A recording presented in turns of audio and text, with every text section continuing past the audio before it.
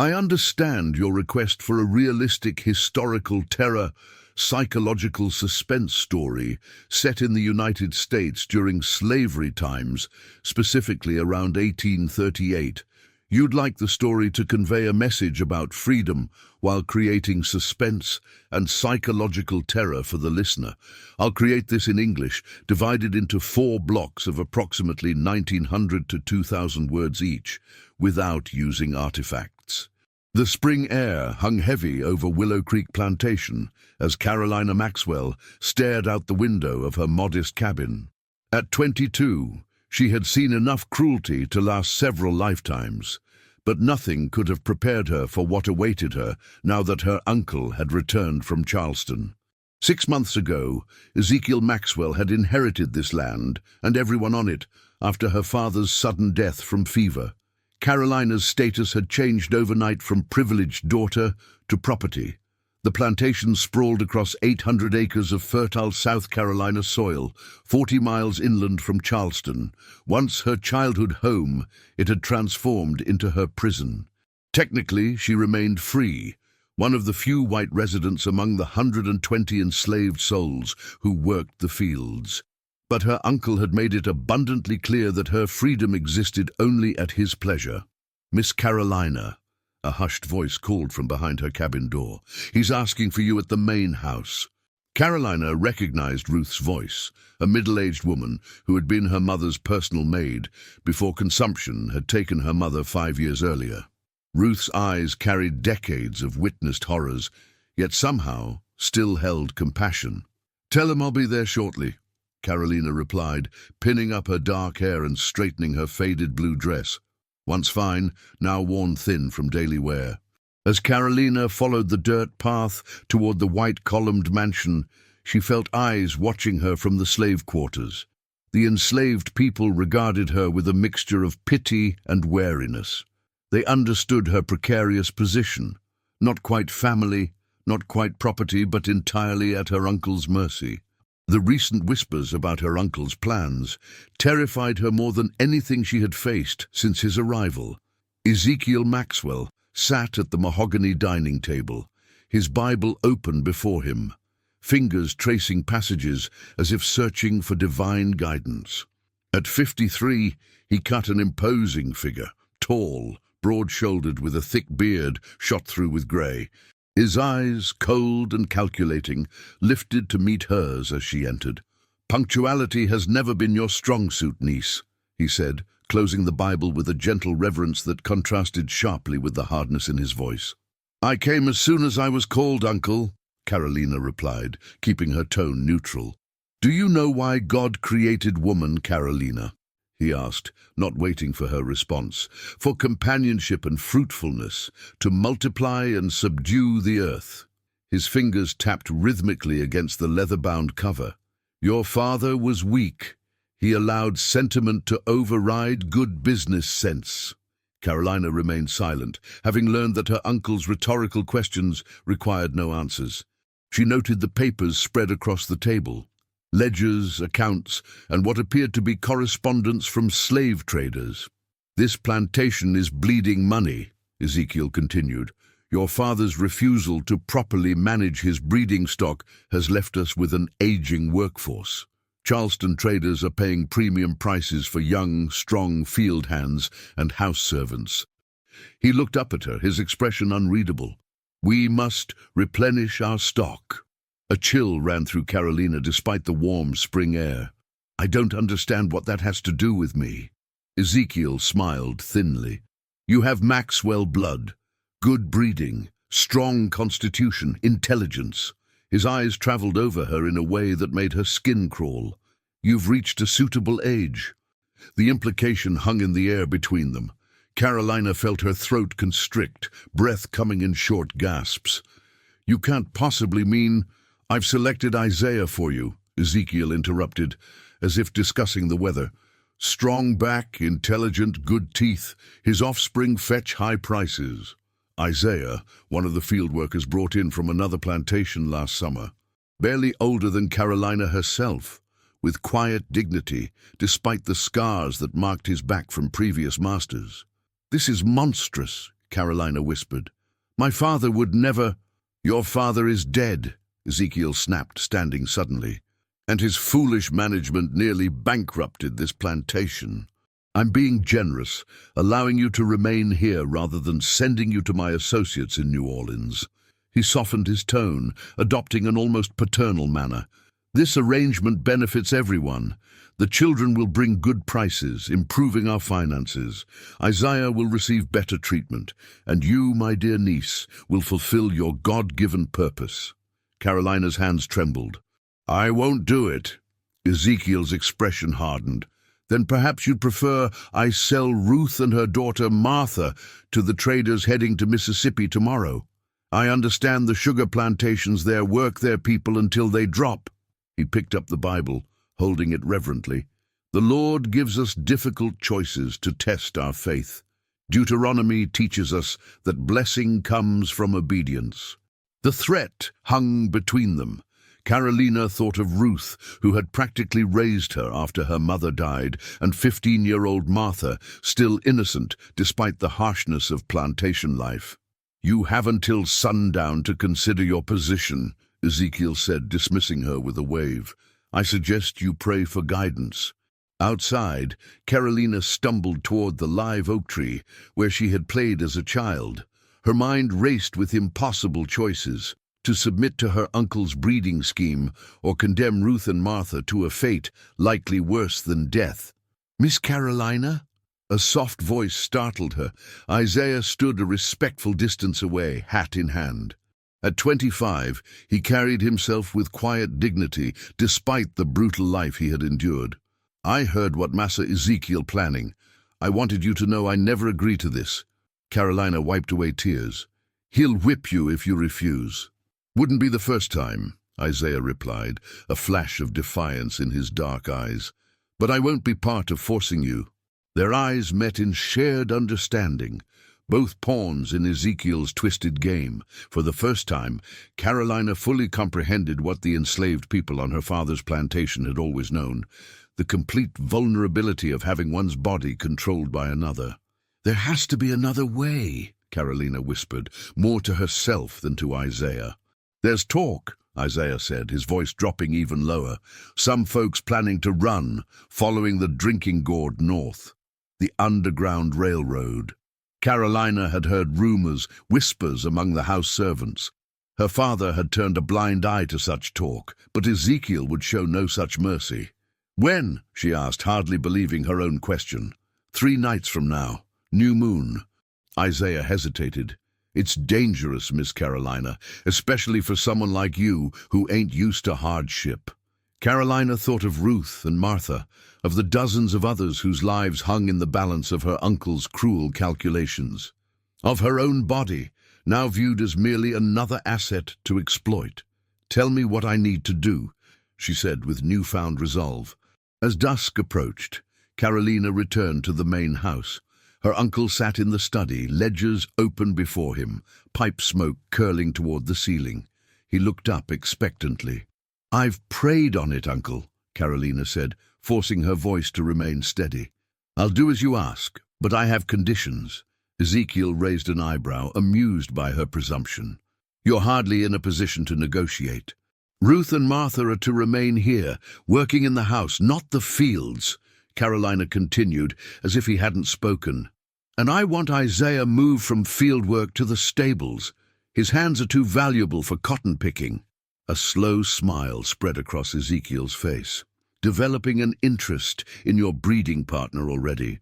Perhaps you'll take to this arrangement better than I anticipated." Carolina swallowed her disgust. "These are modest requests that benefit your investment." Ezekiel considered her for a long moment before nodding. "Agreed. We'll begin the arrangement tomorrow evening." He returned to his ledgers. "You may go." Back in her cabin, Carolina lit a single candle and began to plan. She had bought them 3 days. 3 days to prepare for a desperate flight into the unknown. As she packed a small bundle with her mother's silver locket, a change of clothes, and the little money she had saved, Carolina thought of her father.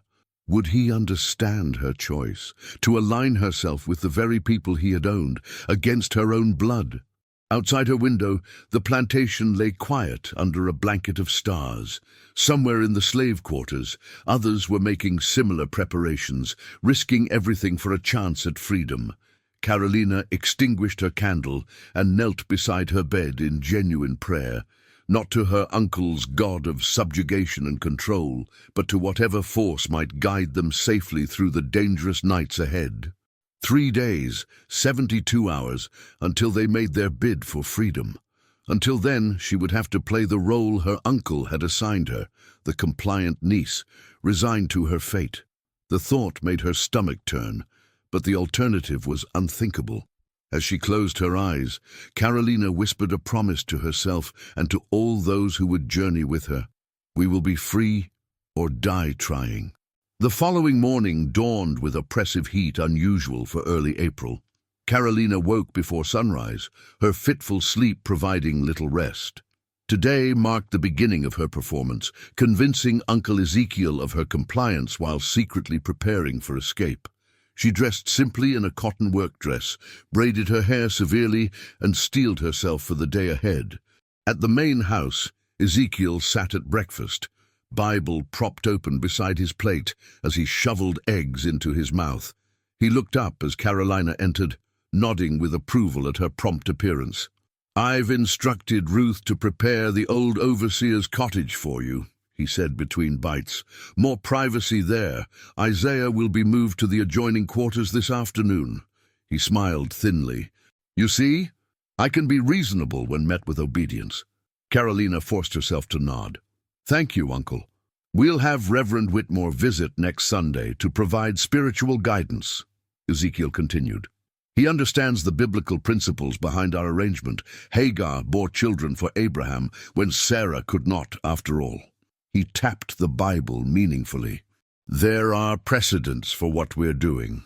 Carolina thought of the Reverend, a portly, sweating man who preached selective passages about servants obeying masters while conveniently ignoring teachings about mercy and justice. Another pillar in the edifice of oppression that surrounded her. "I've been thinking," Carolina said carefully, "about Father's library. Might I have access to it again?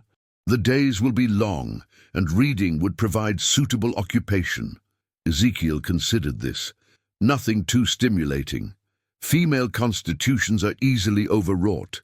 But yes, devotional texts would be appropriate. He returned to his breakfast. "You've made a wise choice, Carolina. In time, you'll see the rightness of this path." Carolina excused herself and headed toward the kitchen where Ruth worked, preparing the day's bread. The woman's eyes darted nervously to her face, searching for clues about what had transpired. "He's agreed to keep you and Martha here," Carolina said softly, ensuring no one else could hear. "And I've bought us time." Relief flooded Ruth's weathered face. "Miss Carolina, what you doing is—" "What anyone would do," Carolina interrupted. "We need to speak with Isaiah and Jacob." Jacob was the eldest of the enslaved people on Willow Creek, a repository of knowledge about the plantation and, more importantly, the surrounding swamplands.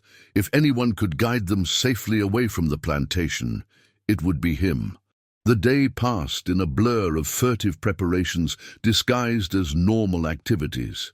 Carolina selected books from her father's library, not the devotional texts her uncle suggested, but maps of the Carolinas and Georgia bound innocuously between covers of religious tracts.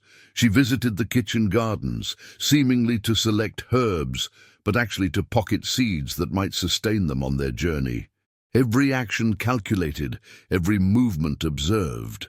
By late afternoon, Carolina found herself at the overseer's cottage, a small two-room structure that had stood empty since the previous overseer departed 6 months earlier. Ruth had cleaned it perfunctorily, leaving a thin layer of dust in less obvious places to maintain the appearance of disuse. Perfect for hiding small items they would need. "Miss Carolina." Isaiah's voice came from the doorway. He stood with hat in hand, eyes downcast as befitted his station, a performance for any watching eyes. "Come in, Isaiah," she said loudly enough for anyone nearby to hear. "Uncle Ezekiel said you're to help me move these furnishings.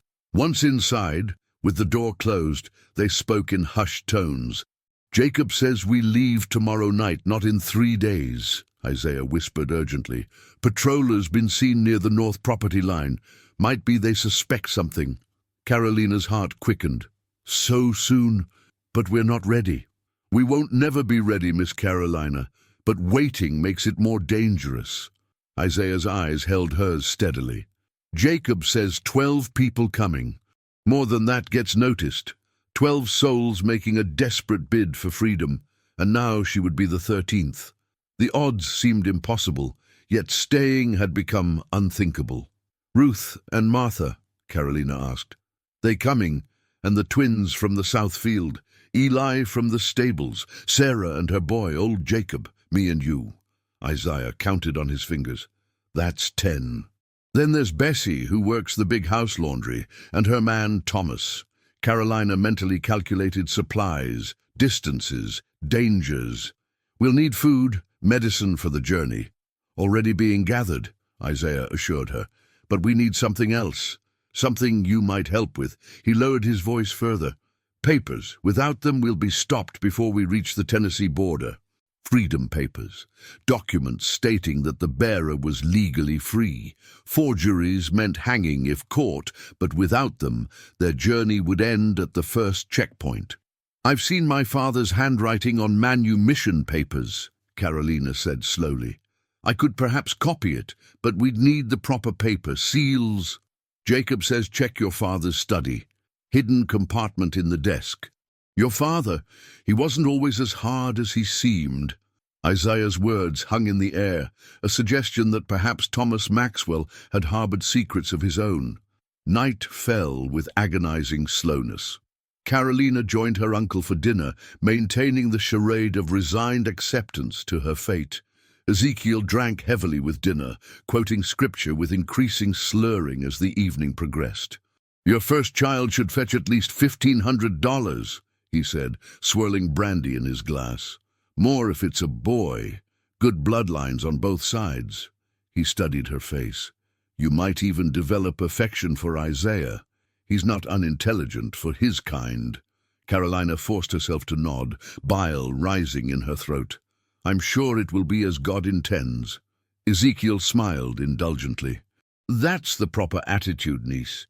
Your mother was similarly biddable, a virtue in women." He stood unsteadily. "I'll leave you to your preparations.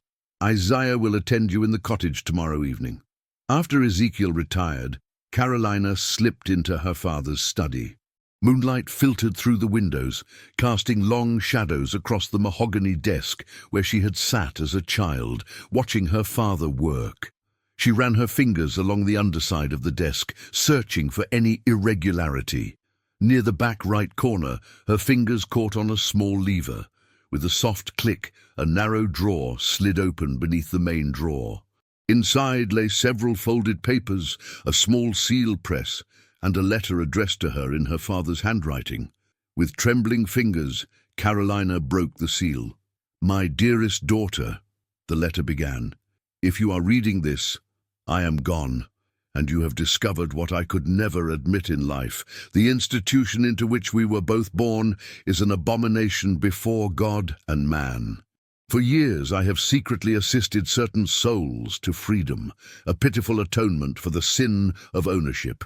The enclosed papers may serve you in time of need. Use them wisely. Your loving father." Tears blurred Carolina's vision. Her father, complicated, flawed, but not the monster she had feared him to be in his complicity. In death, he had given her the tools for salvation. The hidden compartment contained 6 sets of manumission papers, already bearing the proper seals and signatures, with only the names left blank. Not enough for everyone, but a start. There was also a small pouch containing gold coins, more wealth than most of the runaways would see in a lifetime. Carolina gathered everything, concealing it within her skirts as she slipped back to her cabin.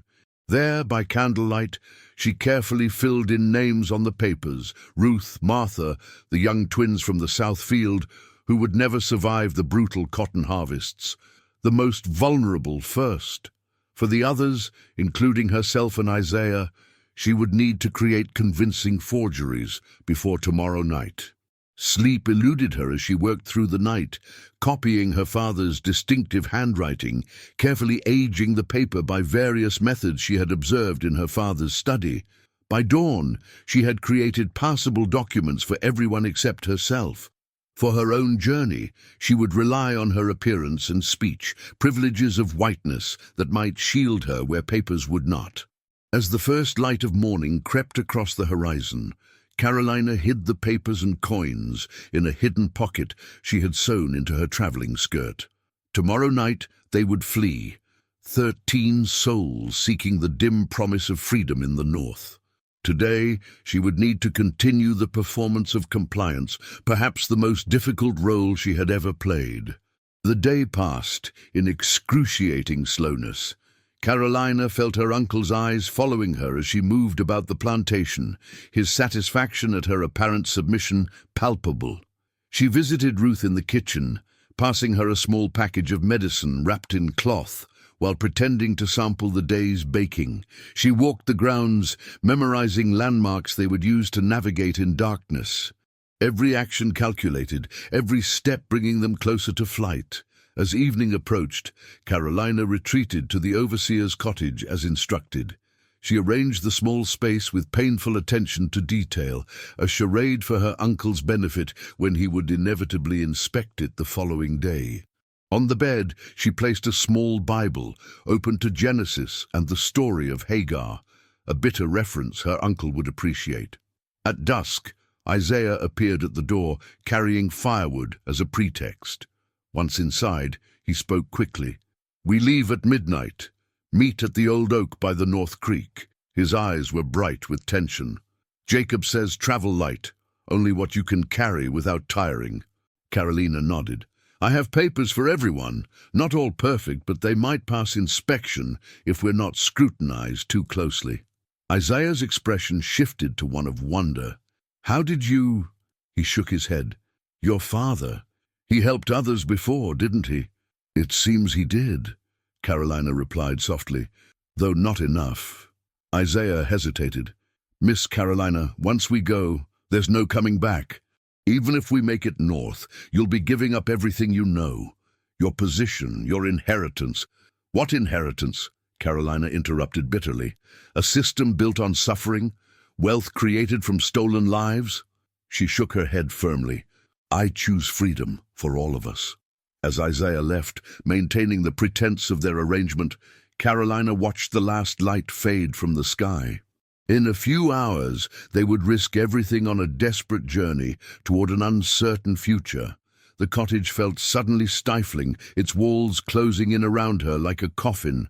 Outside, she could hear the night sounds of the plantation, distant singing from the slave quarters, the occasional barking of dogs, the rustle of wind through cotton plants. Sounds that had formed the backdrop of her entire life, soon to be left behind forever.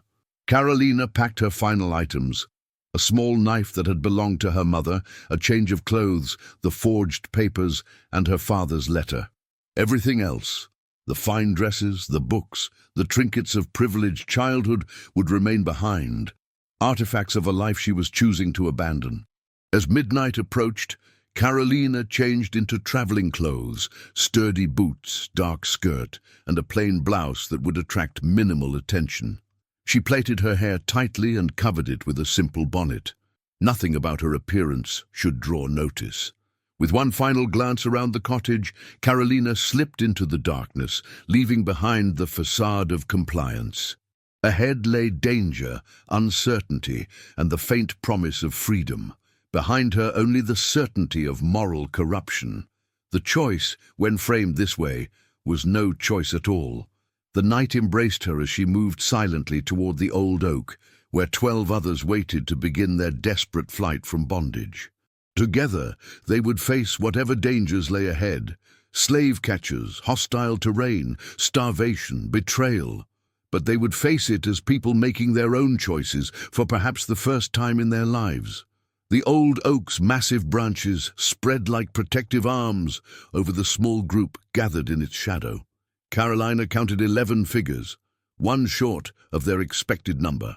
Jacob stood at the center, his weathered face solemn in the dim starlight. At 83, he was the oldest person on the plantation, his body bent by decades of labor, but his mind still sharp. Beside him stood Ruth and Martha, the latter trembling visibly with fear or cold or both. "Where's Thomas?" Isaiah whispered as Carolina joined them. "Overseer caught him taking extra cornmeal from the storehouse," Ruth answered, her voice barely audible. "He in the punishment shed now." A heavy silence fell over the group. The punishment shed, a small structure behind the main house where disobedient slaves were whipped or worse.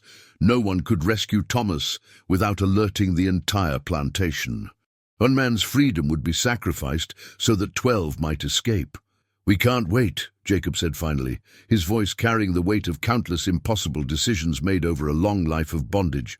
"Moon's hiding now, but won't stay that way. We move." Carolina distributed the papers, genuine manumission documents for the most vulnerable, forgeries for the rest. "Keep these hidden until absolutely necessary," she instructed, "and remember the stories we practiced." The escape plan was simple yet dangerous. They would travel by night through the swamplands east of the plantation, following old hunting trails known only to Jacob. After 3 nights, they would reach the property of a Quaker farmer rumored to assist runaways. From there, they would connect with the Underground Railroad network, stretching northward. Jacob led them single file into the darkness, each person carrying a small bundle of possessions and food. Carolina took position near the rear, with Isaiah behind her, as the strongest and most capable defender should they be pursued. The twins, Mary and Joseph, just 17, walked ahead of her, their slight frames belying the strength they'd developed in the cotton fields. The night closed around them as they moved away from Willow Creek Plantation, the only home most of them had ever known. Carolina felt a momentary pang as the white-columned house disappeared from view. Not regret, but the final severance of her old life. Whatever lay ahead, there was no returning from this path.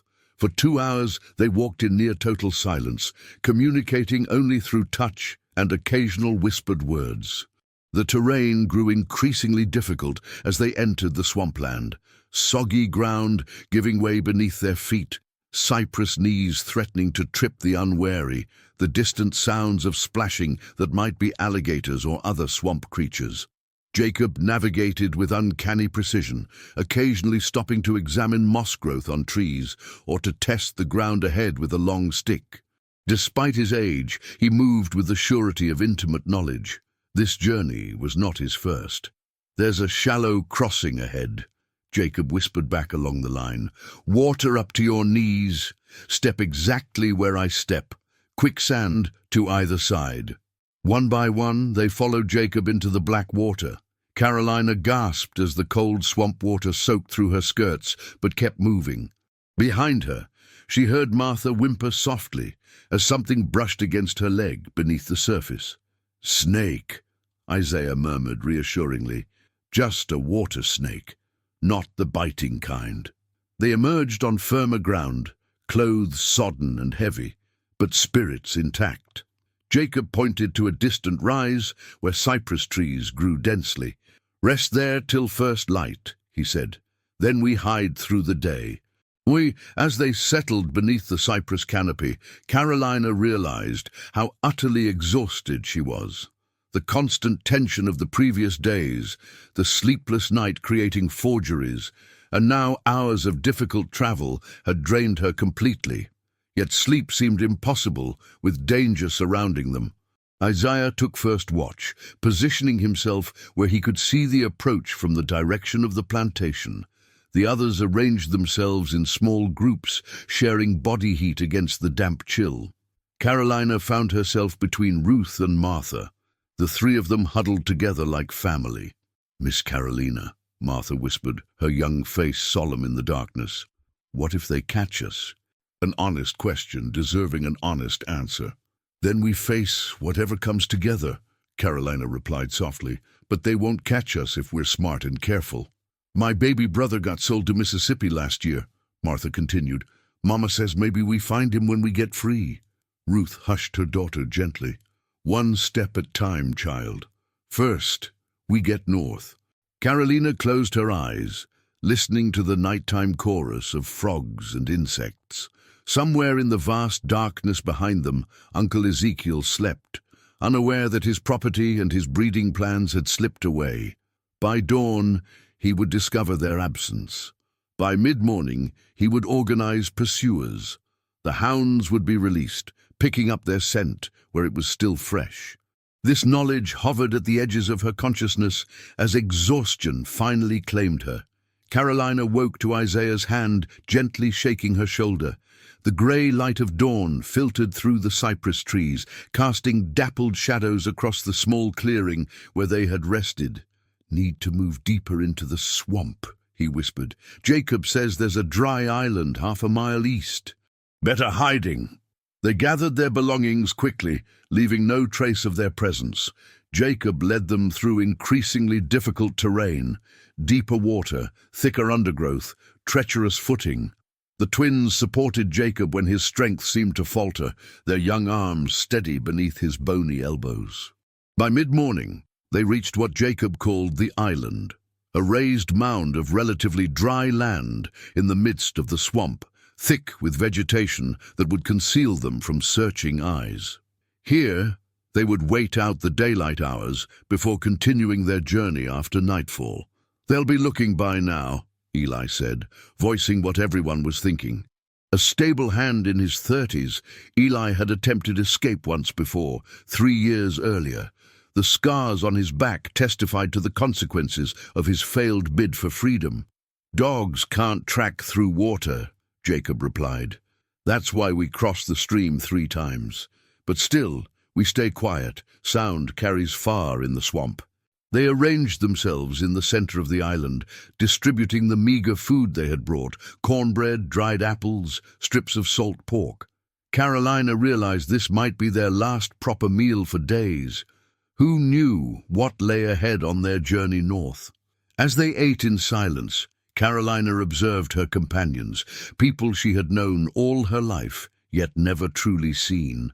Ruth, whose skilled hands had delivered half the babies on the plantation, including Carolina herself.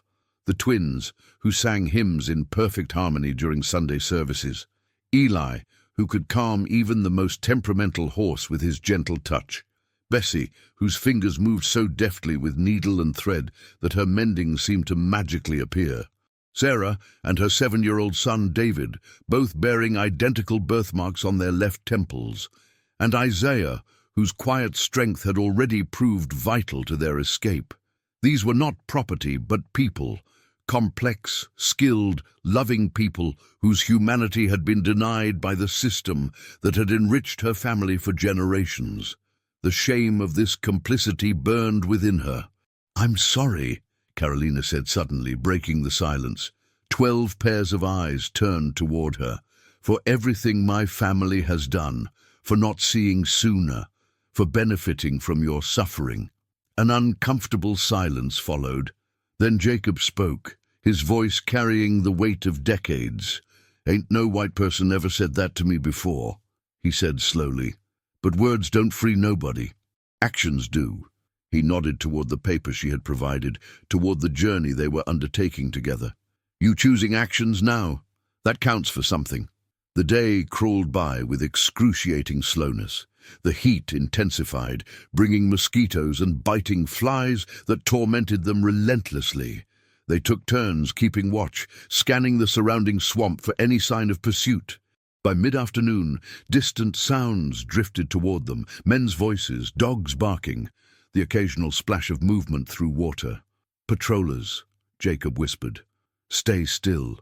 Stay silent." For 2 terrifying hours, they remained frozen in place as the sounds of search parties moved around them, never approaching their island directly, but circling nearby. Carolina's heart pounded so loudly she feared it might betray their location.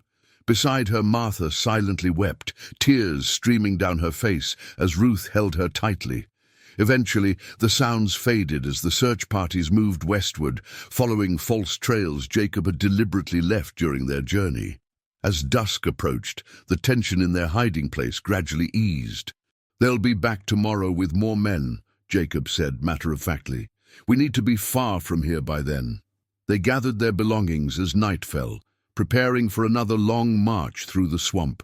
Carolina's muscles protested after hours of inactivity following the previous night's exertion, but she said nothing. The others bore far greater burdens without complaint. Isaiah approached her as they prepared to depart. "You holding up all right?" Carolina nodded. "I'm managing." She hesitated.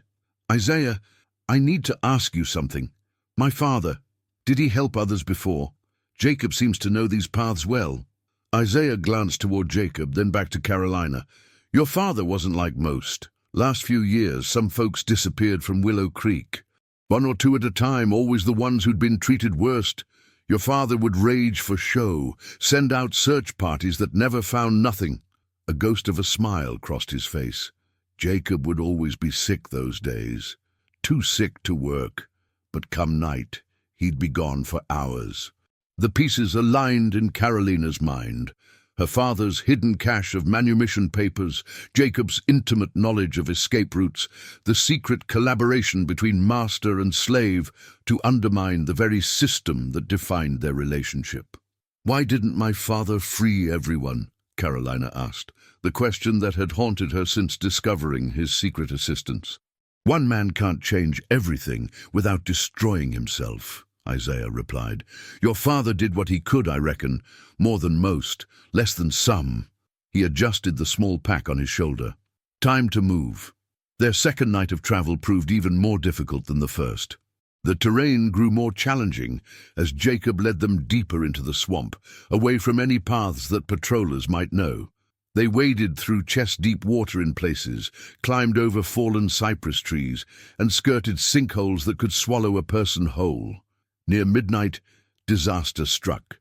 Sarah, carrying her young son David across a particularly treacherous stretch of swamp, lost her footing on the slippery ground.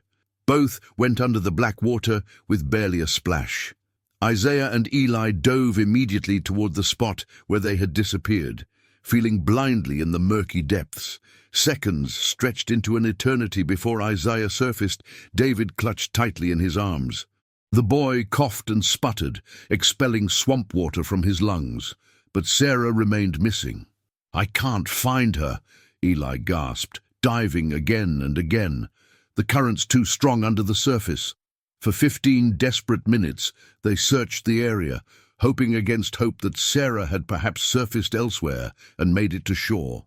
Finally, Jacob made the call they all dreaded. "We can't stay here," he said, voice heavy with the weight of another impossible decision. "Patrollers could be anywhere. We have to move on." David, now fully conscious and understanding what had happened, began to wail for his mother. Ruth quickly gathered him into her arms, muffling his cries against her shoulder. "I'll carry him," she whispered. "He's one of mine now." They continued onward, one fewer than before, the group subdued by their first casualty.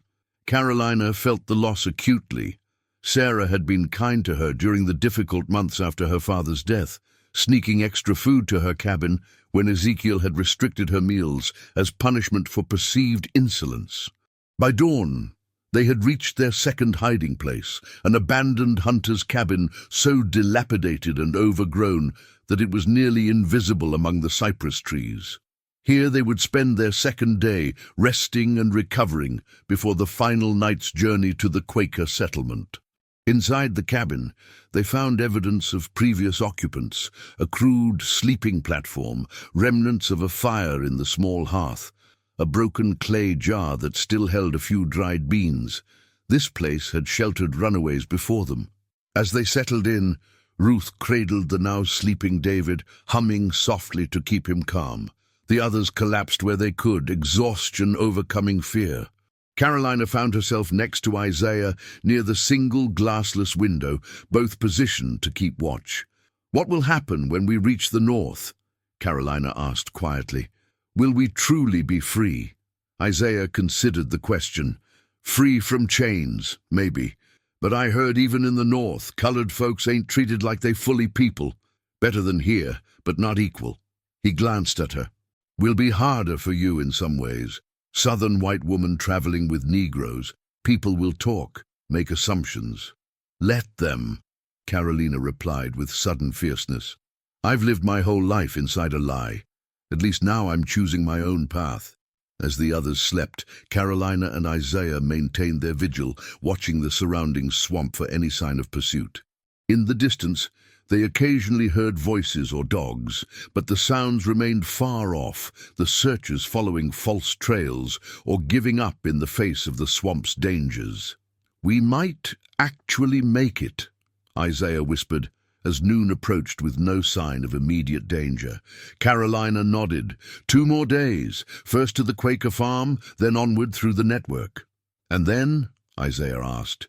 And then we live, Carolina replied simply. Whatever that means, however difficult it proves to be. We live as free people making our own choices. As afternoon waned toward evening, they prepared for their 3rd night of travel. This would be the most dangerous yet. They would need to leave the protection of the swamp and cross open farmland to reach the Quaker settlement. If they were spotted during this crossing, there would be nowhere to hide. Jacob gathered them before departure, his voice solemn in the gathering darkness. Listen close, all of you. Tonight we leave the swamp behind. Ahead is 3 miles of open country. Tobacco fields, pasture land, orchards. We cross quick and quiet, no stopping for nothing. He looked at each face in turn. If somebody falls behind or gets caught, the rest keep going. 1 sacrifice better than 12. A grim silence followed his words. They all understood the stakes. Capture meant return to bondage for most, punishment or death for some, and particular cruelty for Carolina and Isaiah as the leaders of the escape. As they prepared to depart, David suddenly spoke, his small voice startling in the quiet cabin. "Mama's waiting for us up north," he said, with the absolute certainty of childhood. "She's swimming all the way there to get ready for us." Ruth hugged him tightly, her eyes meeting Carolina's over his small head. In that moment, they silently committed to ensuring this child reached freedom, whatever the cost. With final preparations complete, they slipped out of the cabin into the gathering dusk. Their 3rd night of journey had begun, the most dangerous leg yet in their desperate bid for freedom. Behind them lay the plantation, Uncle Ezekiel, and the system that had defined their existence. Ahead lay uncertainty, danger, and the faint promise of liberation. As they moved forward in single file, Carolina felt a strange sense of peace despite the danger. For perhaps the first time in her life, she was acting in full alignment with her deepest values, risking everything to stand against an evil she had been born into, but could no longer tolerate. Whatever happened now, she would face it with the dignity of that choice. The edge of the swamp loomed before them, like a threshold between worlds. Ahead stretched open country bathed in starlight, beautiful, exposed, and perilous. Jacob gathered them at the tree line for final instructions, his voice barely audible above the chorus of night insects. "No talking from here on. Follow me, single file. Keep low. If you hear anything, dogs, horses, men, drop flat and don't move." He surveyed the group with eyes that had witnessed nearly a century of suffering. "We make for that ridge yonder. Quaker Farm lies just beyond." The first half-mile across open tobacco fields passed in tense silence. They moved like shadows between the rows of young plants, their progress steady if painfully slow. Carolina's heart pounded so loudly she feared it might be heard by potential pursuers. Ahead of her, the twins moved in perfect synchrony, while behind her, Isaiah maintained vigilant watch over their back trail. They had nearly reached the halfway point, a narrow creek dividing fields, when the distant baying of hounds shattered the night's quiet.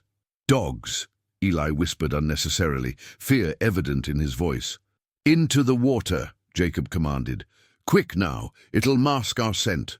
One by one they slipped into the shallow creek, moving downstream through water that barely reached their knees.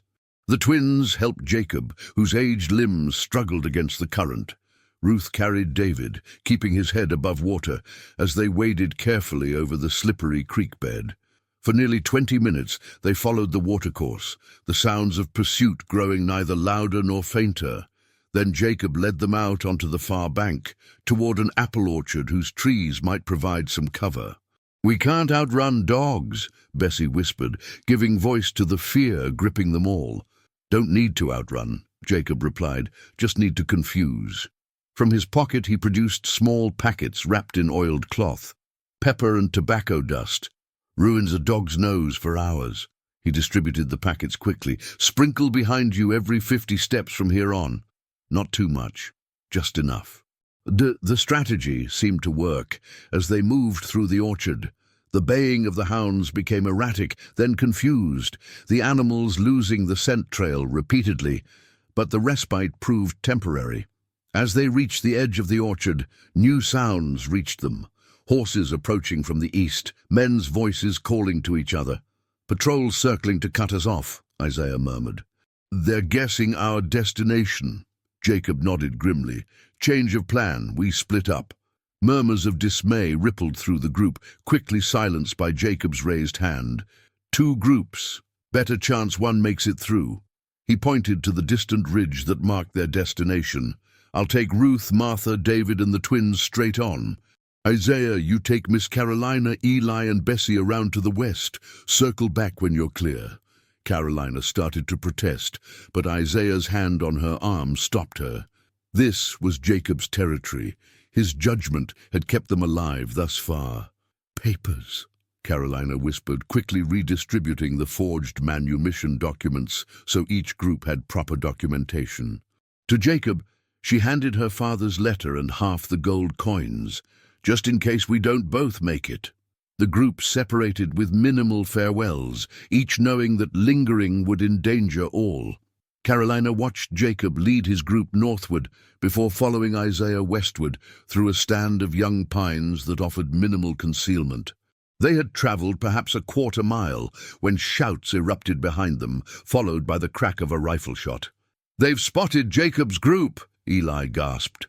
"Keep moving," Isaiah commanded, increasing their pace to a near run. "Nothing we can do for them now." The sound of horses changed direction, most moving toward the commotion while a few continued parallel to Carolina's group.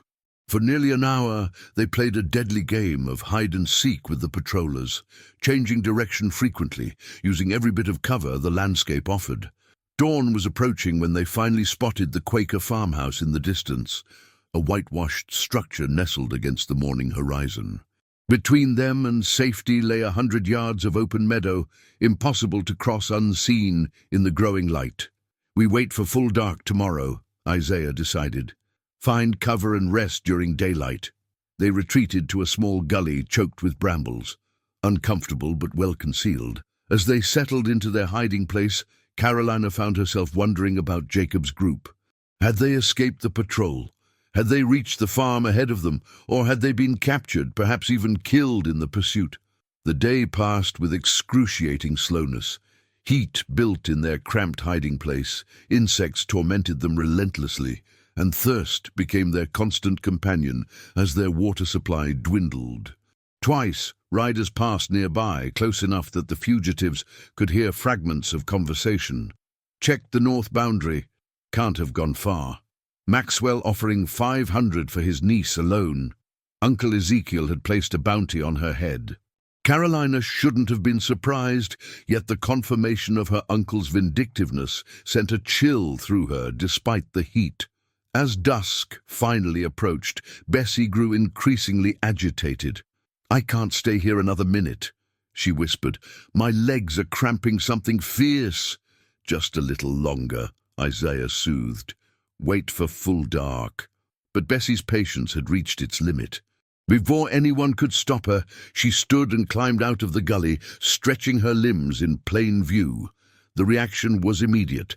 A shout from the trees to their left, followed by the thunder of approaching hooves.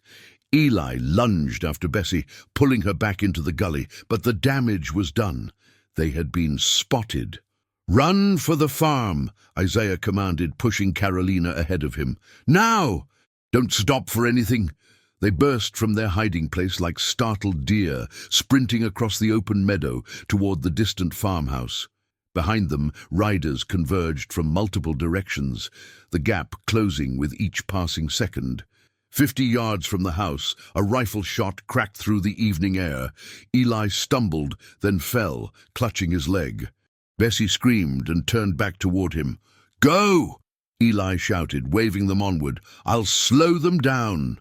Isaiah grabbed Bessie's arm, dragging her forward as she fought him, trying to return to her fallen companion. Carolina ran ahead, lungs burning, legs like lead, the farmhouse growing tantalizingly closer with each step. 40 yards. 30. Carolina could see figures emerging from the house now, men with rifles taking up defensive positions. Another shot rang out. Behind her, Bessie made a strange, choked sound before crumpling to the ground. Isaiah paused only momentarily before continuing forward, physically lifting Carolina when she slowed to look back. "Almost there," he gasped. "Don't stop." 20 yards. The men from the farmhouse were firing now, providing covering fire that forced the pursuers to fall back temporarily. Carolina could make out details. A tall man with a grey beard shouting directions, younger men reloading rifles with practiced efficiency. Then they were across the final stretch, strong hands pulling them behind the protective line of armed Quakers. Carolina collapsed onto the porch steps, lungs heaving, unable to speak, as the reality of their narrow escape washed over her. "The others?" she finally managed to ask. Jacob's group? The grey-bearded man, clearly the farm's owner, shook his head solemnly. "No one else has arrived. You're the first." The news struck Carolina like a physical blow. Jacob, Ruth, Martha, David, the twins, all captured or worse. The thought of young David back in chains, of Ruth facing punishment for her role in the escape, was almost unbearable. "We need to move you inside," the Quaker said urgently. "Patrollers won't come onto my property directly. I've got too many armed friends here, but they'll surround us and watch. You'll have to stay hidden until we can move you north." Isaiah helped Carolina to her feet, supporting her as they entered the farmhouse. Inside, a woman directed them to a hidden cellar, accessed through a trapdoor beneath a rug. There they found simple pallets, food, water, and, miraculously, Jacob, Ruth, Martha, David, and one of the twins, Mary. Tearful reunions followed, explanations exchanged in rushed whispers. Jacob's group had been spotted and pursued, just as Carolina's had been. In the confusion, the other twin, Joseph, had been separated from them and captured. The rest had reached the farm just before midnight, guided by signals from the Quaker farmer. "We thought you was caught for sure," Ruth said, embracing Carolina tightly. "We've been praying all day for you." "Eli and Bessie didn't make it," Isaiah said quietly. "They were shot during the final approach." Silence fell over the group as they absorbed this news. More sacrifices on the altar of freedom, friends whose faces they would never see again, whose fates remained uncertain. The Quaker farmer, who introduced himself simply as Friend Williams, outlined their situation. "Patrollers have the farm surrounded. They know you're here but can't prove it without searching the property, which they won't attempt without a larger force." He stroked his grey beard thoughtfully. "We'll move you through the underground tomorrow night, special wagon with a false bottom. Take you north to the next station." "How far to truly free soil?" Carolina asked. "Pennsylvania's about 300 miles north," Friend Williams replied. "But you won't be truly safe until Canada. That's another 200 beyond." 500 miles. The distance seemed impossible. 500 miles of hostile territory, of danger, of potential betrayal. Yet they had already come so far, endured so much. What choice remained but to continue? For 2 days, they remained hidden in the cellar beneath the Quaker farmhouse. Above them, they could hear the normal routines of farm life continuing, a strategic normalcy designed to bore the watching patrollers into carelessness. Friend William's wife brought them food and fresh water, tending to Isaiah's minor injuries sustained during their flight. On the evening of the second day, Friend Williams opened the trapdoor earlier than usual, his expression grave. "Change of plans," he said without preamble. "Militia's being called in from Charleston. They'll have authority to search every building on the property. You need to leave tonight."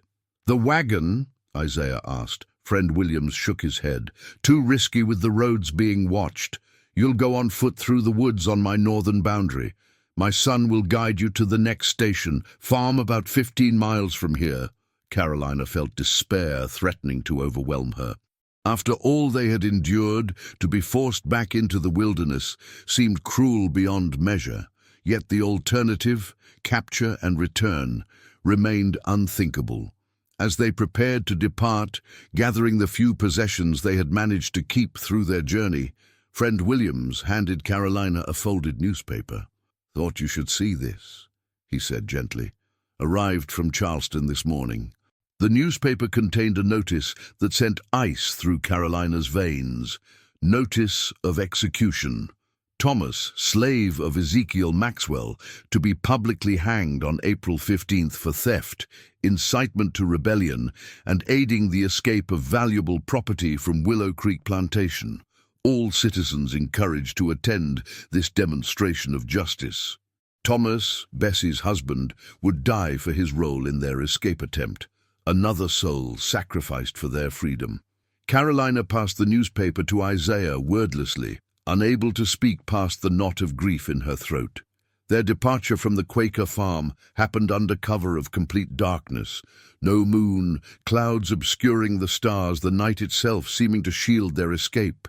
Friend Williams's son, a young man of perhaps 20, led them through an orchard and into dense woods beyond, navigating by some internal compass that functioned even in the absence of visible landmarks. For 3 days they traveled this way, moving by night, hiding by day, passed from one station to the next along the Underground Railroad. At each stop, they found allies, Quakers, free blacks, occasionally even sympathetic Southern whites, who had turned against the institution of slavery. Each provided food, temporary shelter, directions to the next safe house. Their numbers dwindled as they moved northward. At a station in North Carolina, Jacob's strength finally failed him. The journey had been too much for his aged body. "Go on without me," he insisted as they prepared to depart. "I'll stay with these good people until I recover my strength." Everyone knew this was Jacob's way of saying goodbye. He would never continue the journey north, his final act of sacrifice for the group he had guided to this point. Carolina knelt beside the old man, taking his weathered hands in hers. "We wouldn't have made it this far without you," she said softly.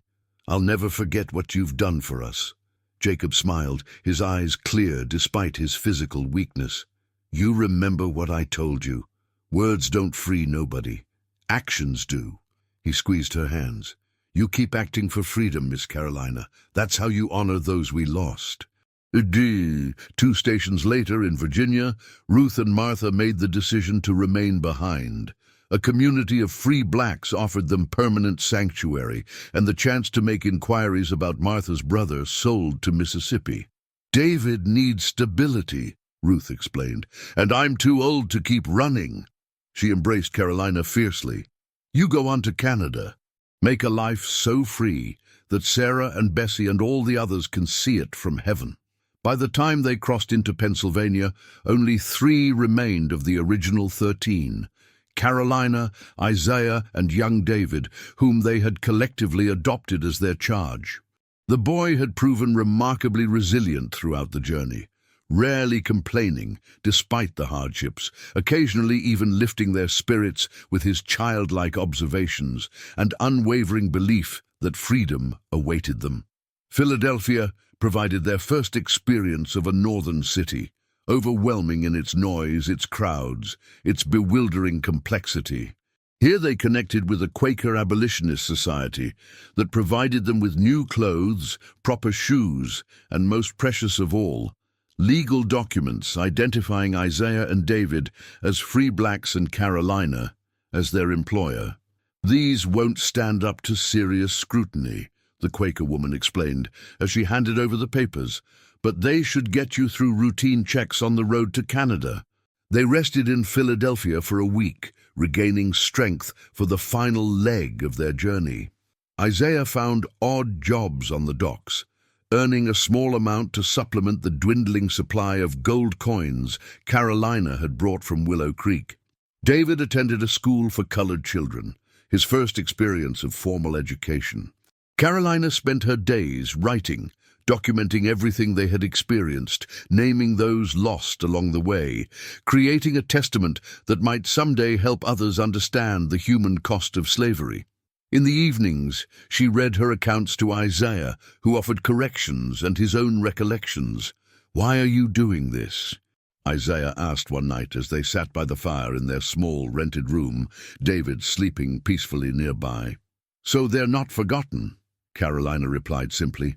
"Sarah, Bessie, Eli, Thomas, Joseph, all those who didn't make it, and those who stayed behind, Jacob, Ruth, Martha, even my father, trying in his insufficient way to atone for his complicity."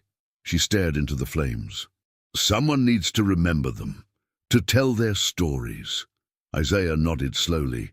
"And what about our story, yours and mine? What happens when we reach Canada?" The question hung between them, intimate, complicated, laden with implications neither had dared voice during their perilous journey. They had developed a partnership based on survival, on mutual respect, forged through shared danger. But in freedom, what would they become to each other? "I don't know," Carolina admitted. "I only know I don't want to face that new world without you beside me." Isaiah's hand found hers in the firelight, their fingers intertwining. "Then we'll face it together, whatever comes." 2 days later, they boarded a northbound train, the final leg of their journey to Canada.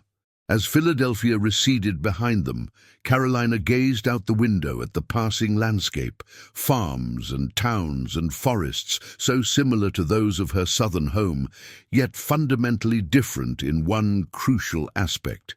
Here, at least legally, human beings could not own other human beings. "Is Canada very different from America?" David asked, pressing his face against the glass to better see the view. "I don't know," Carolina answered honestly. "I've never been there either, but people say it's a place where no one can legally be enslaved, where we can build new lives." "Will my mama find us there?" the boy asked, his question piercing Carolina's heart with its innocent hope. Isaiah met Carolina's eyes over David's head, a world of shared understanding passing between them. They had never explicitly told the child of his mother's fate, allowing him to maintain the belief that she had somehow made it north ahead of them. "If she can find us anywhere, it will be there," Isaiah said gently. "But until then, you have us." As the train carried them northward through Pennsylvania and into New York, Carolina reflected on the journey that had brought them to this point. From Willow Creek Plantation to the threshold of Canada, they had traveled not just hundreds of physical miles, but an immeasurable distance in understanding, about freedom, about sacrifice, about human dignity. Her uncle's plan to use her body to produce enslaved children had set this journey in motion, but something far more profound had sustained it. Not just the desire to escape bondage, but the recognition that freedom meant nothing unless it was freedom for all. The wealth her family had accumulated through generations of slaveholding now seemed not just tainted, but poisonous, a corruption of the soul she could never return to. At the border crossing into Canada, they faced their final test. Officials examined their papers, asked perfunctory questions about their business, eyed them with varying degrees of suspicion. Carolina held her breath, feeling Isaiah's tension beside her, seeing David's small hand slip into his for reassurance. Then, with a nod and a stamp, they were through, standing on Canadian soil, beyond the reach of American slave catchers, fugitive slave laws, and plantation masters. Free. They stood silently for a long moment, the reality of their achievement washing over them. Around them, the border town bustled with activity, merchants, travelers, other fugitives like themselves, seeking new beginnings. "We made it," Carolina whispered, tears blurring her vision. "We actually made it." Isaiah nodded, his own eyes suspiciously bright. For Sarah, for Bessie and Eli, for Thomas and Joseph, for Jacob and all the others who made it possible. David looked up at them, his young face solemn with the weight of their journey, yet bright with the promise of the future. "What do we do now?" he asked. Carolina knelt to meet his eyes, taking his small hands in hers. "Now we live, David. We live as free people. We build something new." She glanced up at Isaiah, who nodded in silent agreement. "We become a family." Together, the three of them walked into the Canadian town, their possessions few, but their hopes boundless. Behind them lay the plantation, the cruelty, the system that had sought to define and confine them. Ahead lay uncertainty, challenge, and the precious opportunity to define themselves on their own terms. Carolina thought of her uncle, still holding his Bible while justifying abomination, still believing himself righteous while committing unspeakable evil. She thought of those lost along their journey to freedom. She thought of the thousands still enslaved across America. As they approached their first night of true freedom, Carolina made a silent promise. To those left behind, to those who had fallen, to the child now in her care, and to the man walking beside her, their story would be told, their journey would be remembered. And somehow, in whatever way possible, she would continue the fight until all chains were broken. Freedom had come at a terrible cost, but standing on Canadian soil with Isaiah and David beside her, Carolina knew with absolute certainty that it had been worth every sacrifice. Not just her freedom, but theirs. Not just escape from bondage, but the beginning of a new life built on the foundation of human dignity. As the sun set on their first day in Canada, Carolina Maxwell, no longer defined by her plantation name or her uncle's schemes, took her first truly free breath and stepped forward into a future of her own choosing.